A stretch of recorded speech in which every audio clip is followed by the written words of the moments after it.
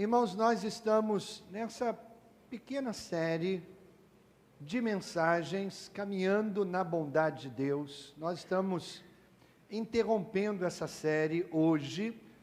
Vamos entrar no mês de dezembro e nós vamos pensar em Natal.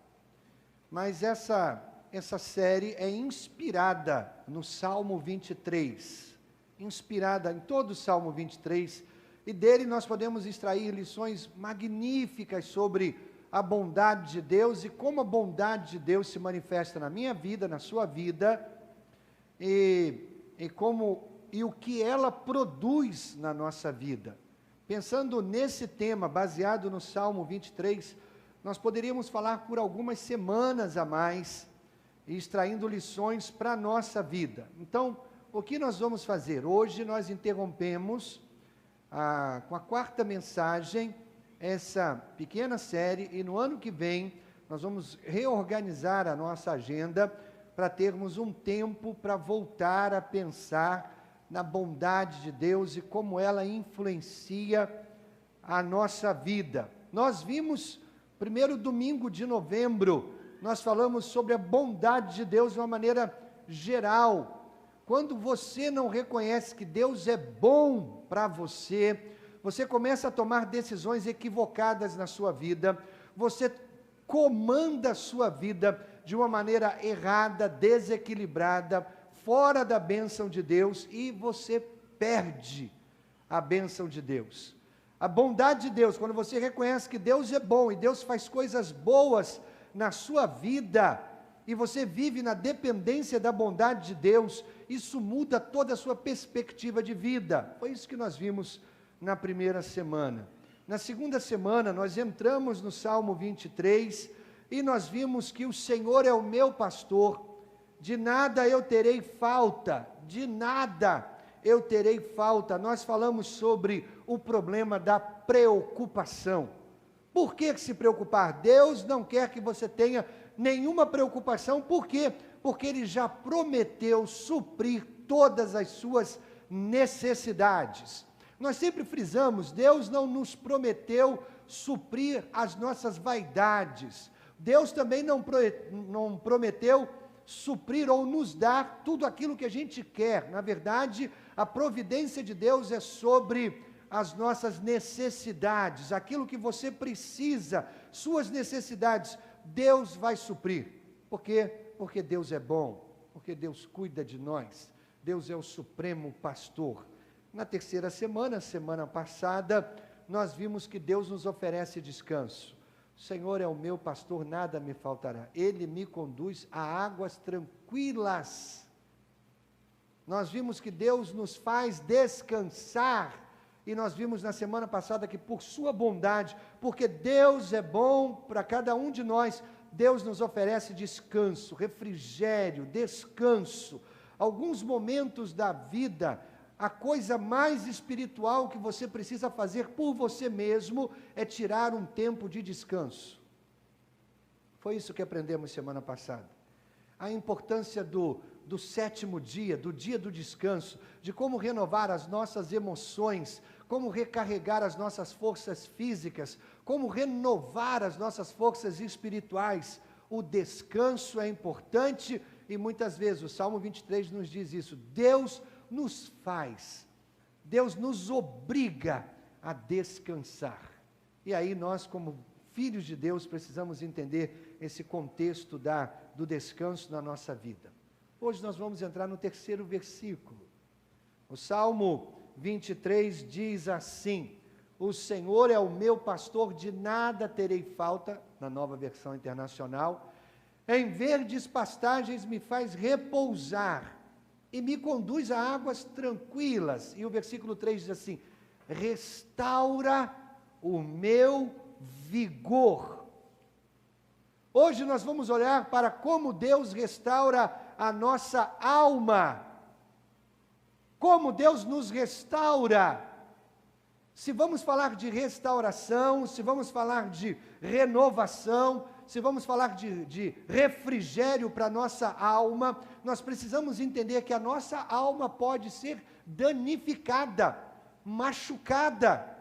E por isso Deus promete nos restaurar. Mas antes de ver aquilo que danifica a nossa alma, a gente precisa entender o que é a nossa alma. Bom, biblicamente falando, nós, seres humanos, somos compostos de três matérias. Nós somos corpo, nós somos alma e nós somos espírito. O corpo é o que se comunica com o mundo físico, é o que você toca, é o que você vê. Nós temos um corpo. É importante você entender que nós não somos um corpo, nós temos um corpo. Um dia esse corpo vai desgastar? Não, na verdade, esse corpo está se desgastando o tempo todo, desde que a gente nasce. Minha esposa costuma suspirar dizendo assim, nossa, eu estou ficando velha. E eu pergunto, quem está ficando novo? Me apresenta alguém que está ficando novo. Todos nós estamos nesse processo de desgaste do nosso corpo físico, mas nós não somos um corpo físico, nós temos um corpo físico, e o nosso corpo se desgasta e eventualmente um dia, Deus queira que bem tarde, o corpo vai parar de funcionar. Mas a nossa existência continua num outro plano, porque nós temos um corpo e nós temos uma alma. Antes de falar da alma, nós temos um espírito. Na verdade, nós somos um espírito que habita num corpo que tem uma alma. Nós somos um espírito, que é o espírito? É a parte de nós que se comunica com o mundo espiritual. É a parte de nós que se comunica com Deus. É a parte de todo ser humano que tem contato com um mundo invisível que está ao nosso redor. Esse mundo invisível ao nosso redor é o mundo espiritual. E o nosso contato com o mundo espiritual é feito pelo nosso espírito. Então, nós somos um espírito. Quando o nosso corpo morrer, o nosso espírito continua existindo. O corpo se desgasta, mas o espírito não, ele é eterno. Nós somos um espírito que habitamos num corpo, porque eu estou pensando na analogia do carro. O carro transporta você, o carro leva você a outros lugares mais rápido, mais confortável. Você entra no carro e dirige o carro, e o carro leva você. Essa é uma analogia do espírito e do corpo. O espírito é como o motorista do corpo, que é o carro. Então nós somos um espírito que temos um corpo. E nós temos uma alma. Agora, o que é a alma? A alma é a parte de nós que pensa, que escolhe e que sente. A alma é onde estão as nossas emoções, a alma é onde estão os nossos sentimentos. É na alma que você faz as suas escolhas, é na alma que você pensa. O seu temperamento, a maneira de você ser e agir, estão na sua alma. Suas memórias estão na sua alma. Porque a alma é a parte de nós que pensa, que escolhe, que sente. Então, nesse sentido, a nossa alma pode ser danificada a ponto de precisar ser restaurada. Claro que sim. A nossa mente pode ser afetada por traumas, por experiências ruins, por drogas. Os nossos pensamentos, nós tomamos decisões erradas, nós fazemos escolhas estúpidas, nós decidimos e escolhemos coisas ruins. As nossas emoções, nós temos esgotamento, nós temos cansaço, nós temos desgastes emocionais. Queridos, todas essas coisas estão cooperando para desgastar a nossa alma. E não é inédito, não é difícil termos esse ambiente aqui, com várias pessoas que precisam ter a alma restaurada, porque ao longo da vida, ao longo da caminhada da existência de vida, sua alma foi sendo danificada. E Deus pode, e Deus quer, e Deus deseja restaurar a minha alma, a sua alma. Agora, queridos, antes de ver como Deus restaura a nossa alma, é importante entender a causa do desgaste da alma. Quais são as coisas que desgastam a alma?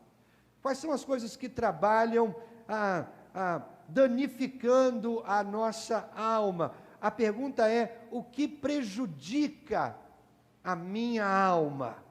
Algumas coisas, e são essas coisas que você pode anotar aí no seu GAM. Primeiro, rancor não resolvido.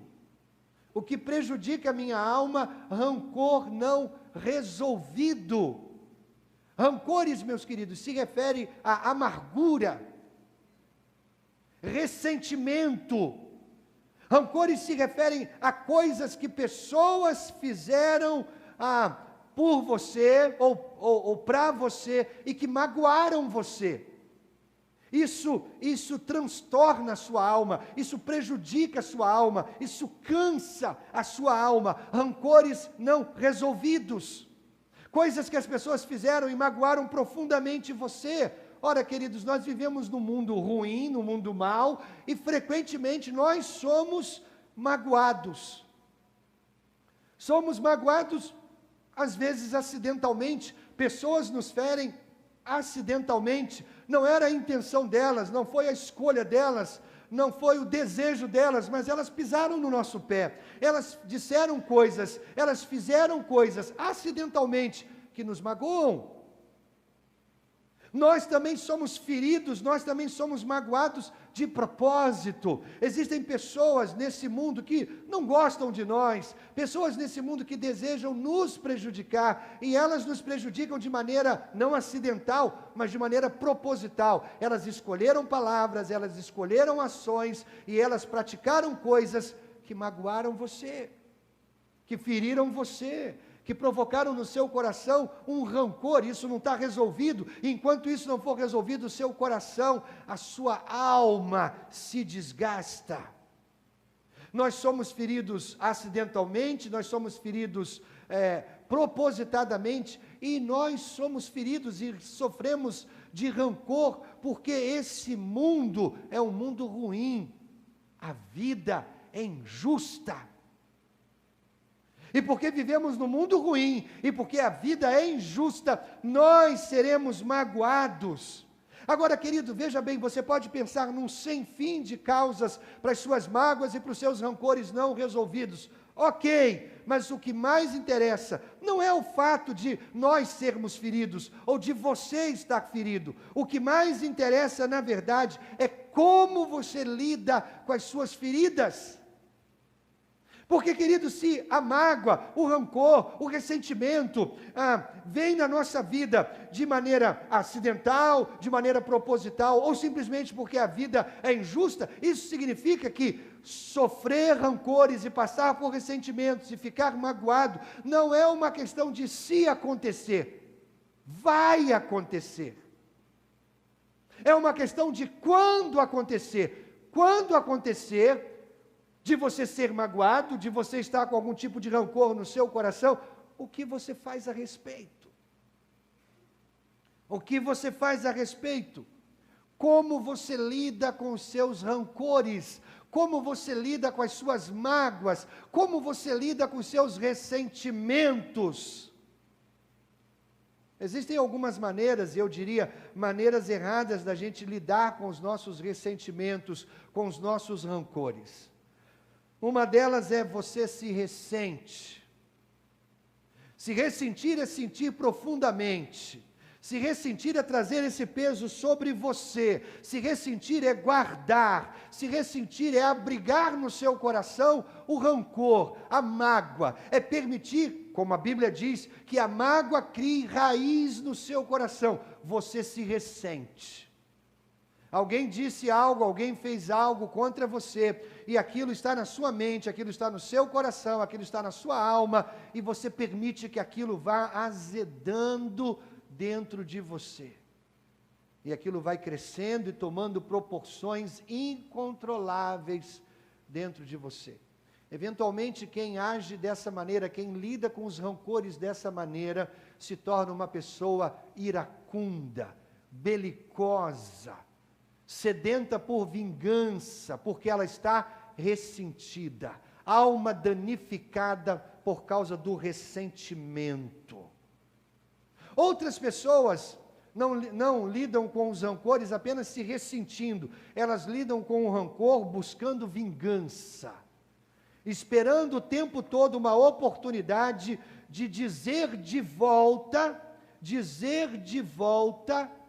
aquilo que ela deseja. Sabe aquelas pessoas que ficam ávidas para reencontrar aquela outra pessoa que a magoou, e quando eu reencontrar, eu vou dizer algumas verdades.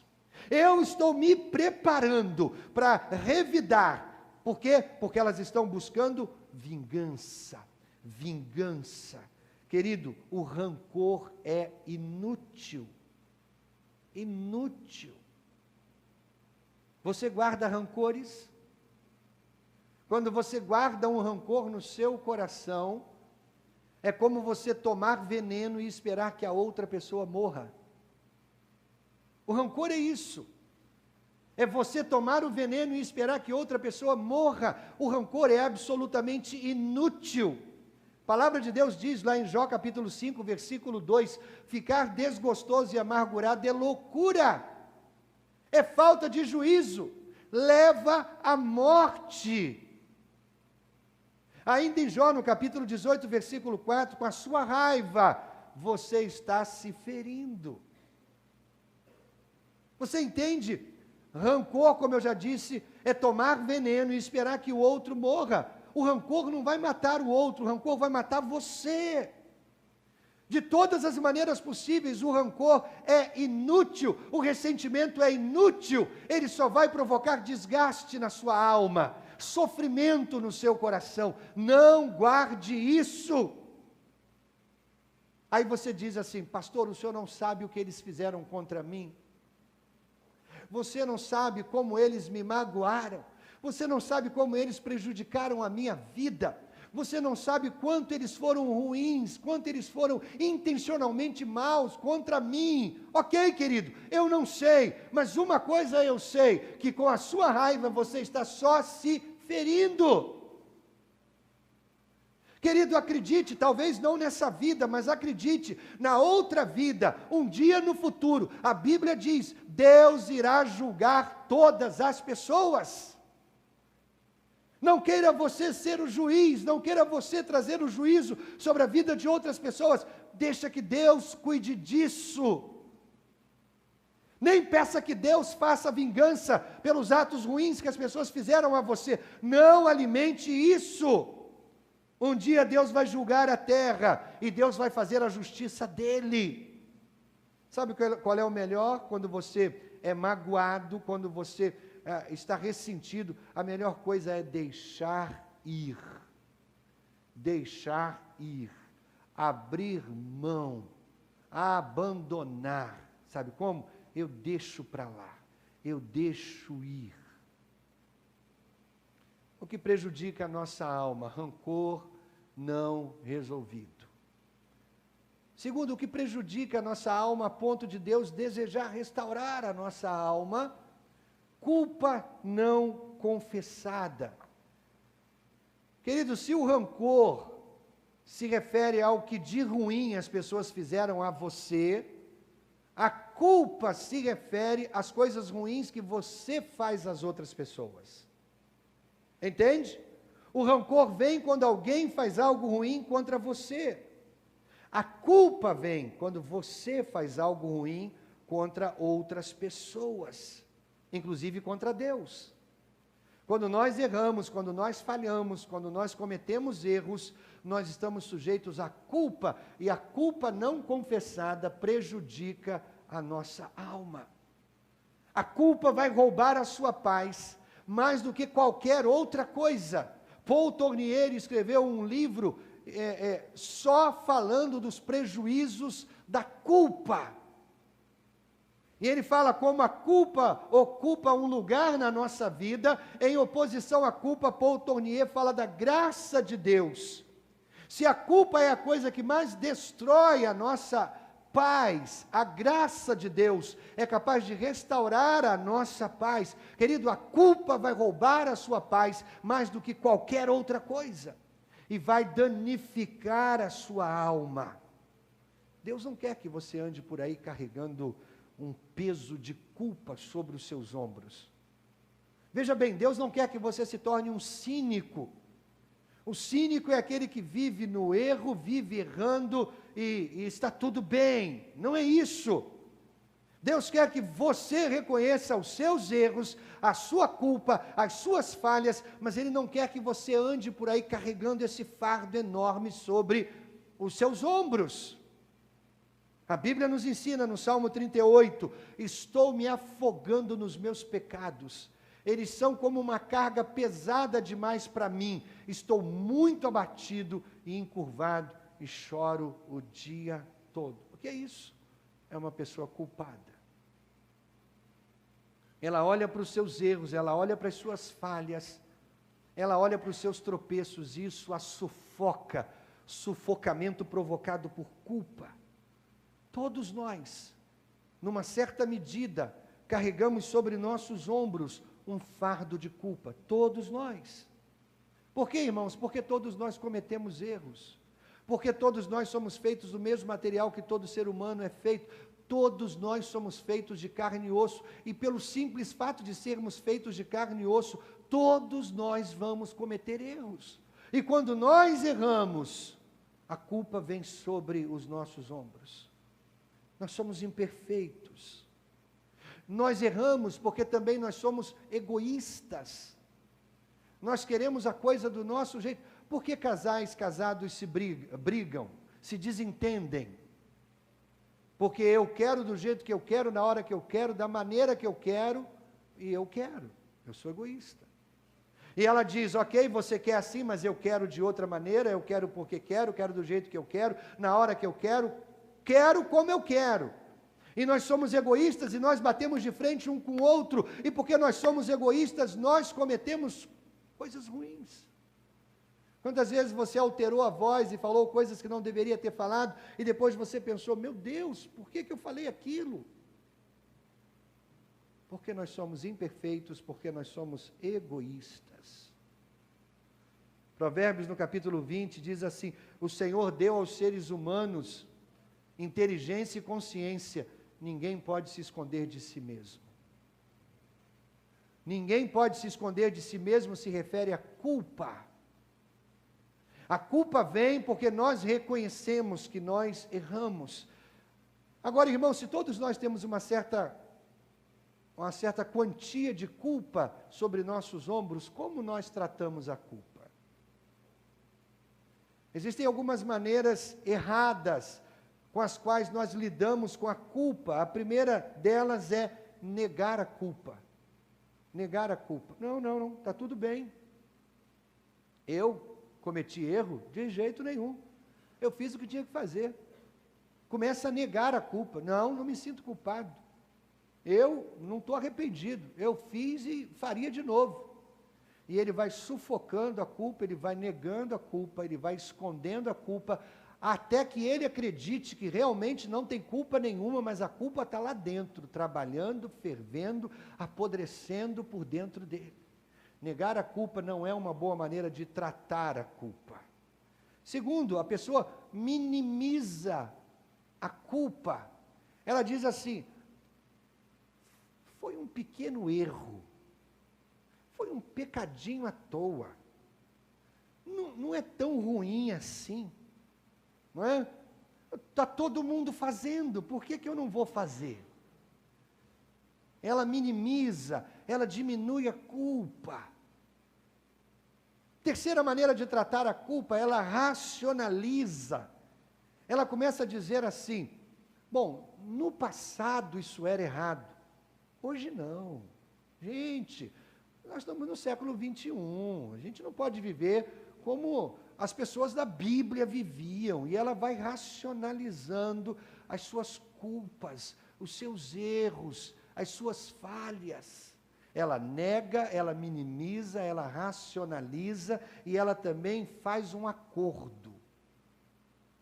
Fazer acordo com a culpa é mais ou menos como dizer para a sua alma: você fez isso porque as pessoas pressionaram você. Você fez isso, mas veja só, você precisava disso. Você é um cara bom 100% do tempo, será que você não pode dar um tropeço aqui? E ela vai fazendo acordos com a culpa, ela vai negociando com a culpa até achar que não se sente mais culpada. Ela nega a culpa, ela minimiza, ela racionaliza, ela faz acordo, ela culpa os outros. Eu sou assim, eu sou temperamental porque a minha família é toda assim. Eu sou uma pessoa explosiva porque os meus pais eram explosivos. Ela começa a colocar a culpa nos outros. Adão, o que foi que você fez, Adão? Eu errei, mas eu errei porque a mulher que tu me deste. Mulher, por que você errou? Eu errei porque eu fui enganada pela serpente. Coloca a culpa nos outros, não assume sua responsabilidade. Agora, a pior maneira errada de tratar a culpa é sabotar você mesmo. A pessoa minimiza, a pessoa nega, a pessoa racionaliza, a pessoa faz um acordo, a pessoa culpa as outras, ou a pior maneira, sabotar a si mesmo. Ela olha para as suas culpas e diz: eu sou assim, eu sou todo errado, e eu vou sempre ser assim, eu nunca vou fazer nada certo.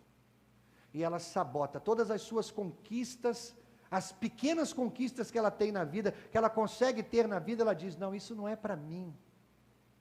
Eu já vi pessoas se sabotando de uma tal maneira, que tinham diante de si uma via, uma estrada aberta para o sucesso, e ela nunca conseguiu dar um passo nessa direção. Pelo contrário, ela dirigiu toda a vida dela para o buraco, para o fracasso. Ela só fez escolhas que sabotavam a si mesmo. Por quê? Porque carregava sobre os seus ombros um peso de culpa enorme. E ela dizia: nem Deus é capaz de me perdoar. Se Deus não é capaz de me perdoar, eu não me perdoo. Eu não mereço nada de bom na minha vida. Então eu só vou escolher porcaria. Os homens com os quais eu vou andar, porcaria. A profissão que eu escolher, os lugares onde eu vou trabalhar, porcaria. Eu vou sabotar a minha vida, porque eu sou um lixo. Queridos, são maneiras erradas de tratar a culpa. Há pessoas caminhando neste mundo com a alma danificada, marcada, sabotada pela culpa. Você não pode minimizar, você não pode negar a culpa, você não pode racionalizar, você não pode fazer um acordo. Não culpe os outros. Por favor, pare de sabotar a si mesmo. Só há uma maneira de tratar a culpa: confessando, abrindo o coração, dizendo: eu errei, eu falhei, vergonhosamente eu errei, e eu preciso que Deus restaure a minha alma, porque não aguento mais carregar esse fardo de dor no meu coração.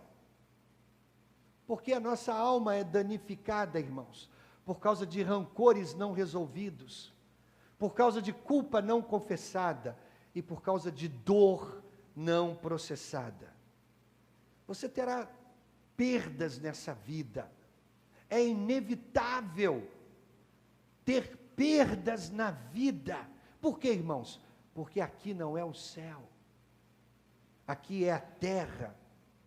Coisas ruins vão nos acontecer, faz parte da vida. A vida nos traz dores e perdas. Nós perdemos pessoas queridas que nós amamos. Eventualmente as pessoas que nós amamos vão morrer. Eventualmente você estará num funeral de uma pessoa que você amava profundamente. Faz parte da vida. Perda, dor, luto. Perdemos nossos empregos. Por mais dedicados, por mais devotados, por mais que a gente vista a camisa, é inevitável que em algum momento a gente perca os nossos empregos. A gente chega segunda-feira para trabalhar, e o patrão chama e diz: olha, estamos fazendo cortes, você não faz mais parte da equipe, por favor, pegue as suas coisas, passe no RH para resolver as questões pendentes.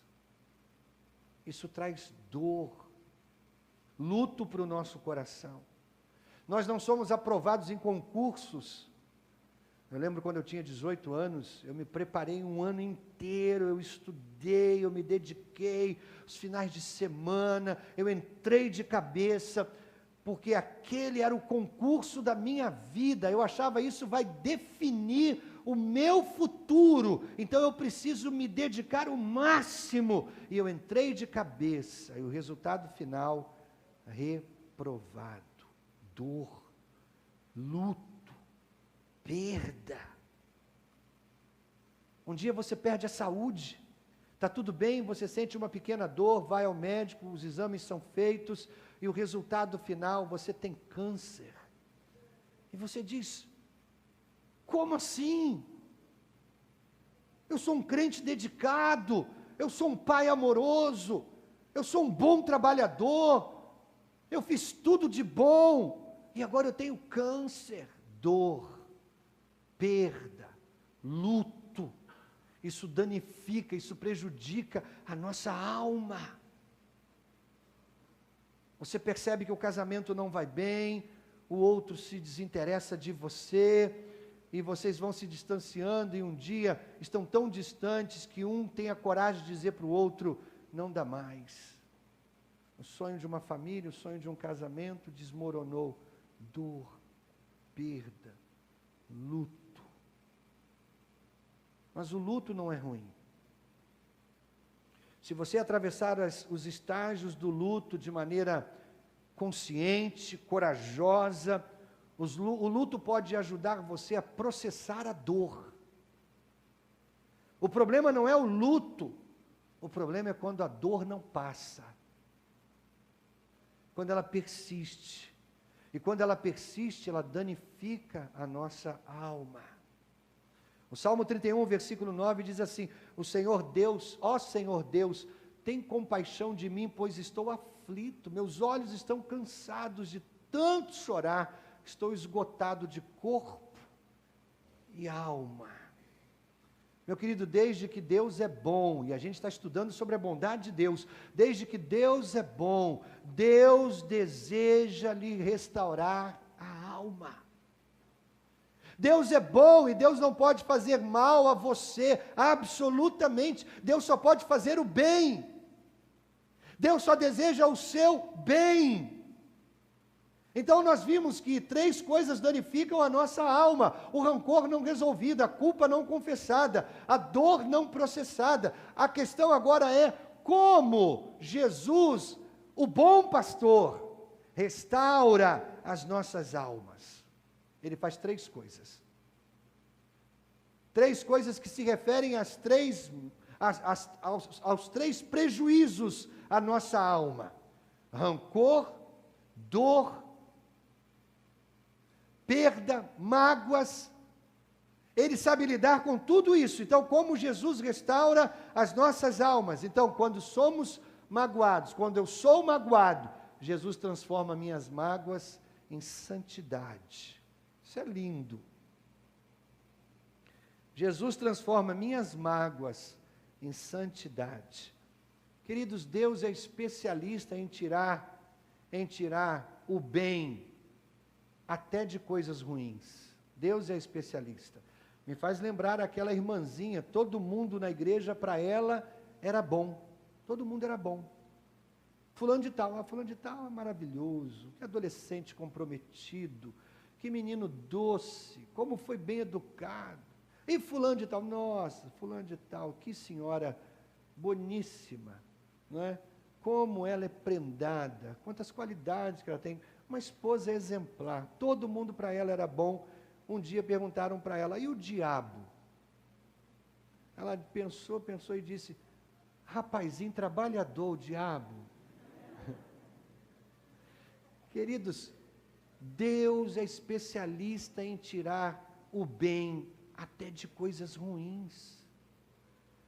Coisas ruins vão acontecer na sua vida.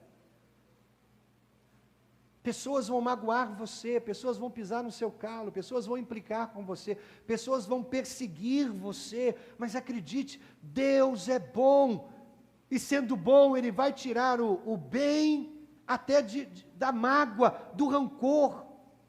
Querido, veja bem, você não está sobre essa terra passando por sofrimentos ao léu, ou sem nenhum propósito, ou sem nenhum objetivo. Não, até as lutas pelas quais você passa, há um propósito por trás delas. Há um propósito para os seus sofrimentos. E qual é esse propósito? Deus vai transformar as suas mágoas em santidade. Significa que Deus vai usar as coisas ruins, as coisas que magoam você, que causam ressentimento, para transformar o seu caráter. Vamos voltar a Romanos capítulo 8, versículo 28. Por que voltamos a esse texto constantemente? Porque ele é o centro daquilo que Deus está fazendo na nossa vida. Romanos 8, 28 diz: por que você está sofrendo?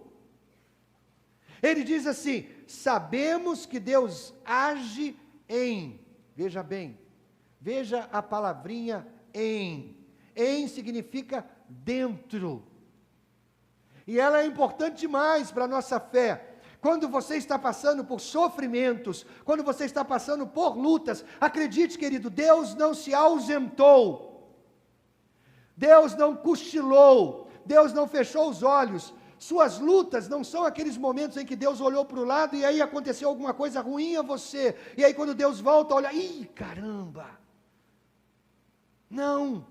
Quando você está passando por lutas e dificuldades, Deus está Deus está junto, Deus está dentro, Deus está com você. Nunca se esqueça disso. Há pessoas que quando passam por lutas, quando são magoadas, feridas, elas pensam: Deus me abandonou, Deus me deixou. Absolutamente, sabemos, Paulo diz, temos certeza, a nossa fé nos comunica que Deus age Ele está dentro, Ele está com você.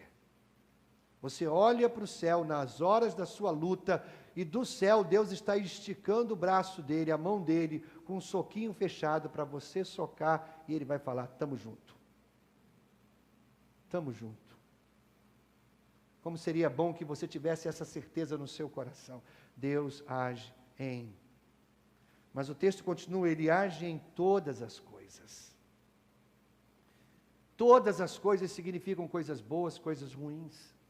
Deus está tomando tudo isso para o seu benefício. Querido, ninguém aqui ousaria comer uma colher de sopa de farinha de trigo. Bom, pelo menos eu acho, né? Pega uma colher de sopa e bota na boca a farinha de... comer farinha de trigo. Mas a farinha de trigo é usada na mistura do bolo. E aí o bolo vai ao forno, e quando sai quentinho, você parte um pedaço. Cadê a farinha de trigo? Ela está ali, mas ela foi processada junto com outras coisas. E agora você pode saborear um delicioso bolo. A vida é assim. Existem ingredientes da vida que são ruins, que você naturalmente até os rejeitaria. Mas Deus mistura todas essas coisas. Porque Deus age em todas as coisas. Para o quê, irmãos? Para o bem. O texto está dizendo que Deus vai extrair o bem até das coisas ruins, até de coisas difíceis, até de palavras que foram lançadas contra você para magoar você. Deus transforma minhas mágoas em santidade. Agora veja bem, Deus não faz isso com todas as pessoas. É para o bem de quem, irmãos? Daqueles que amam a Deus, daqueles que caminham com Deus, daqueles que fizeram de Deus o centro de suas vidas, daqueles que estão com Deus em todos os momentos, não só nas dificuldades, mas nos momentos felizes. Na verdade, aqueles que disseram para Deus: Deus, eu deixo a cadeira, a poltrona, o assento do motorista, eu sento na cadeira do passageiro, agora é Deus que tem o controle da minha vida. Deus age em todas as coisas para o bem daqueles que o amam, dos que foram chamados de acordo com o seu propósito. Deus tem um propósito. Algumas semanas atrás nós fizemos o retiro Vida Vitoriosa. Nós reorganizamos o retiro, nós trabalhamos durante alguns meses para que o retiro acontecesse, e foi um processo bacana, e no final de semana do retiro, todas as coisas aconteceram como nós planejamos, mas um detalhe saiu fora do nosso controle. E aí nós ficamos um pouco assustados, fora da administração, melhor dizendo. O controle estava nas mãos de Deus. Mas alguma coisa aconteceu fora da administração, fora dos nossos planos, e nós ficamos um pouco assim, mas aí Deus agiu de maneira tão sobrenatural, que Ele colocou todas as coisas no lugar, e foi um dos momentos mais gostosos de todo o retiro. E alguém estava sentado do meu lado, e a gente vivendo aquele momento, e vendo Deus agindo naquele momento, essa pessoa sussurrou para mim, dizendo assim: Ele sempre tem um plano. E eu lembro dessa frase, porque essa frase me lembra, em todas as circunstâncias, Deus tem um plano. Nada foge aos propósitos de Deus. Deus é soberano, Deus está sentado no trono, todas as coisas vão convergir, todas as coisas vão caminhar para o propósito eterno de Deus. Então, querido, se você foi magoado, se você foi entristecido, acredite, Deus está trabalhando nisso para o seu bem, com um propósito. Agora, qual é o propósito? A gente precisa continuar lendo o texto. Versículo 28, vamos para o versículo 29, agora na versão a mensagem fica mais claro. Versículo 29 diz assim: Deus sempre soube o que estava fazendo. Ele decidiu desde o princípio. O que Deus decidiu? O texto diz: Deus decidiu moldar a vida. Eu e você estamos na forja de Deus. Eu não sei como é que se chama aquele instrumento que os oleiros usam, aquela roda do oleiro, não é isso? Ele coloca o barro e ele roda. Nós estamos na roda do oleiro. E Ele está moldando a nossa vida. Esse é o propósito de Deus. Sofrimento, luta, Jesus transforma minhas mágoas em santidade. Ele está moldando a minha vida, mas moldando como? A vida daqueles que o amam, pelos mesmos padrões da vida do Filho. Eu sigo no Instagram alguns artistas que fazem desenho hipernatural, hiperreal. Eles desenham, e o desenho colocado do lado da foto, você acha que o desenho é a foto, de tão perfeito. Tão perfeito. E eu acompanho, porque eu amo acho essa arte belíssima. A Cláudia, membro aqui da igreja, é uma artista assim. Os desenhos que ela fazem são absolutamente reais. Mas eles sempre copiam de uma fotografia ou de um outro desenho. E eles colocam o desenho ou a fotografia original do lado, e eles vão se guiando pelo que o desenho ou a foto mostram. Queridos, Deus está moldando a nossa vida. Qual é a foto? Qual é a foto? Jesus. A foto é Jesus. Ele está moldando o meu caráter, Ele está moldando o meu coração segundo o caráter e coração de Jesus. Porque Jesus é o primeiro da fila. Ele é a foto principal. Deus está trabalhando em nós. Veja bem, querido, Deus está mais interessado no nosso caráter do que no nosso conforto. Você vai em algumas igrejas por aí, e os pregadores estarão dizendo, agora mesmo, em alguns púlpitos aqui da nossa cidade, os pregadores estarão dizendo, em essência, eles estarão dizendo, Deus está mais interessado no seu conforto do que no seu caráter. Mas, queridos, honestamente falando, por todas as leituras que eu já fiz da Bíblia inteira, Deus está mais interessado no seu caráter, porque caráter é algo que você vai levar para o céu. Conforto passa. Conforto depende da perspectiva. Para alguém que está andando a pé, conforto é andar de bicicleta. Para quem está andando de bicicleta, conforto é andar de carro. Para quem está andando de carro, conforto é andar de carro com ar-condicionado. Para quem está andando de carro com ar-condicionado, conforto é não ir, é mandar alguém ir no seu lugar. Você entende? O conforto depende da perspectiva. Deus não está preocupado com o seu caráter. Eventualmente, Deus pode, como um pai amoroso, eventualmente Deus pode acrescentar esses bens à sua vida. Mas acredite, esse não é o alvo principal de Deus. O trabalho de Deus na sua vida é forjar o seu caráter, à imagem do seu filho. Deus não prometeu que daria tudo certo na sua vida. Não tenha a ilusão de Poliana. Sabe qual é? O que diz? A ilusão de Poliana. A vida é bela, amanhã tudo vai estar no lugar, tudo vai se resolver. E não é assim. Não é assim. Deus não prometeu que tudo daria certo na sua vida. Deus nem prometeu que lhe dará tudo que você quer na vida. O que Deus promete é que todas as coisas, as boas e as ruins, vão ser trabalhadas, processadas na sua vida para o seu bem. E o que Deus está desenvolvendo na sua vida? Deus está desenvolvendo amor, alegria, paz, paciência, amabilidade, bondade, fidelidade, mansidão, domínio próprio. É isso que Deus está projetando na sua vida. Quando somos magoados, Jesus transforma a mágoa em santidade, transformação de caráter. Quando nós erramos, Jesus leva meus pecados sobre si. Rancor, culpa, danificam a nossa alma. Quando nós nos sentimos culpados, Jesus leva meus pecados sobre si. Ele leva toda a nossa culpa, toda a nossa culpa.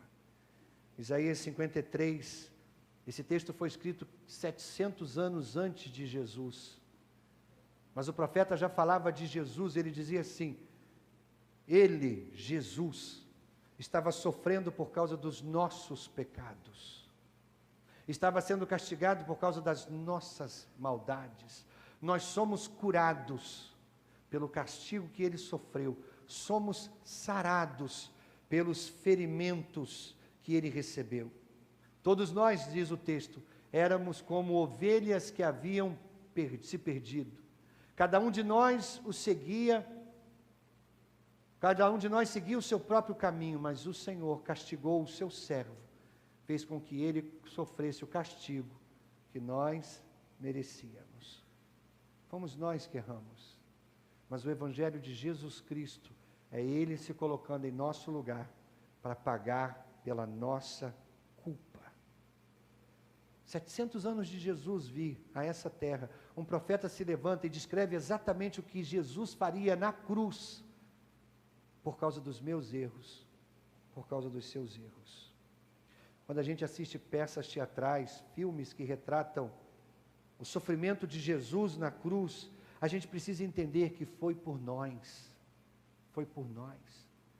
Quando nós erramos, Jesus leva sobre si os nossos pecados. Lá na cruz, Ele fez todo o trabalho.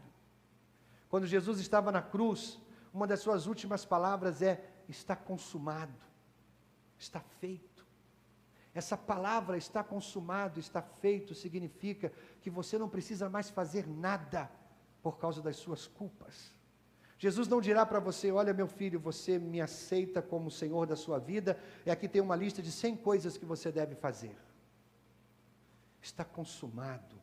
Na cruz Ele levou todos os nossos pecados, todos os nossos erros, Ele levou na cruz. Está consumado. Quando nós erramos, Ele leva os nossos erros.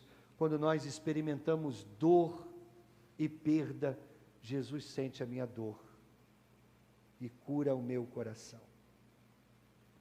Por que Jesus pode sentir a minha dor? Porque Ele experimentou profunda dor também. Jesus experimentou solidão, Jesus experimentou rejeição, Jesus experimentou traição. Por que Ele nos entende? Porque Ele veio a essa terra e Ele se tornou um de nós. Vamos voltar a Isaías 53. Ele foi rejeitado, desprezado por todos nós. Ele suportou dores e sofrimentos sem fim. Era como alguém que não queremos ver. Nós nem mesmo olhávamos para Ele e o desprezávamos. No entanto, era o nosso sofrimento que estava carregando, era a nossa dor que ele estava suportando, e nós pensávamos que era por causa das suas próprias culpas que Deus o estava castigando, que Deus o estava maltratando e ferindo. Querido, ele entende a sua dor. Eu não sei o que partiu o seu coração, eu não sei o que danificou a sua alma, eu não sei qual a dor, qual a sua perda, mas Deus tem uma palavra para você. O Salmo 147 diz, ele cura os que têm coração partido, ele trata dos seus ferimentos. O que você está fazendo com a sua dor? O que você está fazendo com a sua mágoa, seu rancor? O que você está fazendo com a sua culpa? Você precisa levar isso a Jesus, para que Ele cure você, para que Ele trate as suas feridas, para que Ele restaure a sua alma. Querido, isso é uma escolha sua. Ele não virá ao seu encontro, Ele não restaurará a sua alma, a menos que você peça. Então, como você deveria responder a isso? Como você deveria responder? Eu apresento 3 respostas. Como eu respondo quando vejo Deus querendo restaurar a minha alma? Eu confio no bom pastor para perdoar os meus pecados. Confio nele. Ele pode perdoar os meus pecados. Como eu respondo? Eu libero os meus ofensores e foco no futuro. Pessoas me magoaram, pessoas vieram contra mim, pessoas atentaram contra mim. Eu as libero e eu foco no futuro. Como eu respondo? Eu me uno a Jesus para que Ele carregue a minha carga, o meu peso.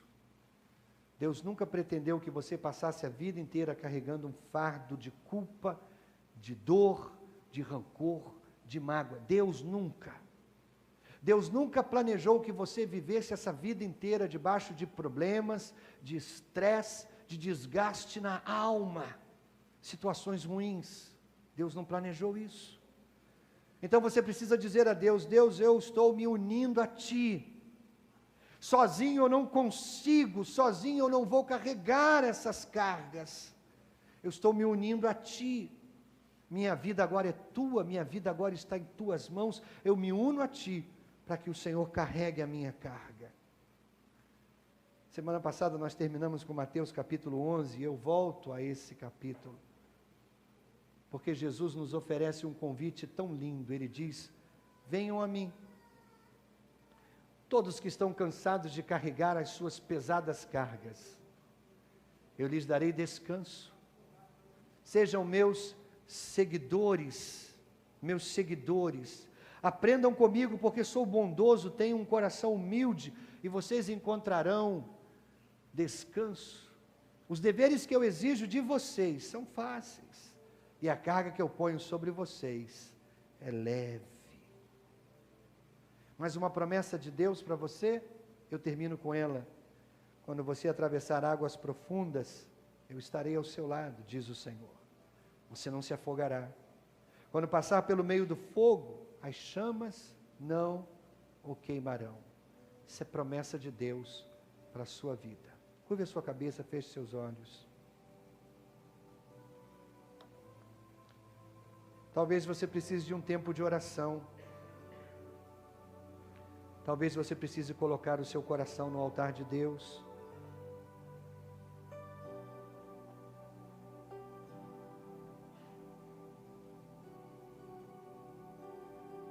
Porque você sente que a sua alma está danificada.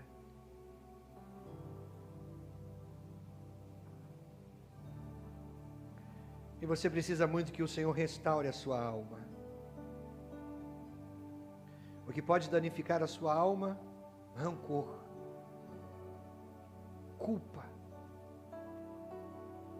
dor não processada.